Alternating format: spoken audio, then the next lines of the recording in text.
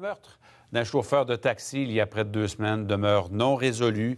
Cet attentat crapuleux d'un père de 3 enfants rappelle la vulnérabilité des chauffeurs. Denis Coderre avait annoncé de nouvelles mesures, dont l'installation de caméras dans les voitures, mais rien n'a encore été fait.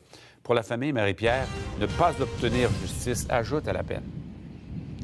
Effectivement, Michel, on a rencontré une famille qui passe par toute une gamme d'émotions, de la tristesse à la colère, à l'incompréhension. Pourquoi quelqu'un en aurait voulu à Pierre Isnard-Ami, qui est un père de famille, qui n'est pas connu du milieu policier, à un point tel de le tuer par arme à feu? Voici le témoignage exclusif de ses proches.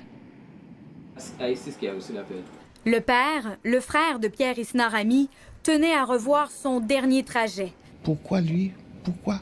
Je suis un peu perdu dans mes sentiments. Et je pense que ça pourrait être une chose gratuite.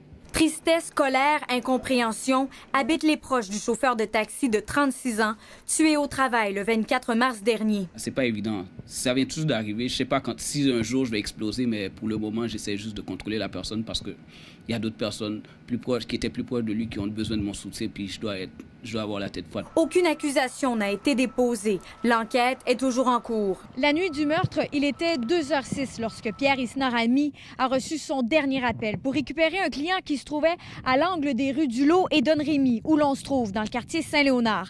Quelques minutes plus tard, il a été atteint par balle. 2 suspects ont été rencontrés puis relâchés. L'un d'eux est le dernier client qui l'aurait appelé.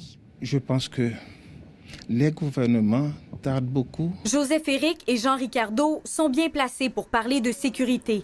Tous deux sont aussi chauffeurs de taxi à Montréal. Les chauffeurs, comme les clients, doivent pouvoir se sentir en sécurité. 14 août 2014, Denis Coderre dévoilait sa politique sur l'industrie du taxi. Il exigeait l'installation de caméras de surveillance. À ce jour, le Bureau du taxi de Montréal n'a toujours pas présenté la réglementation en question.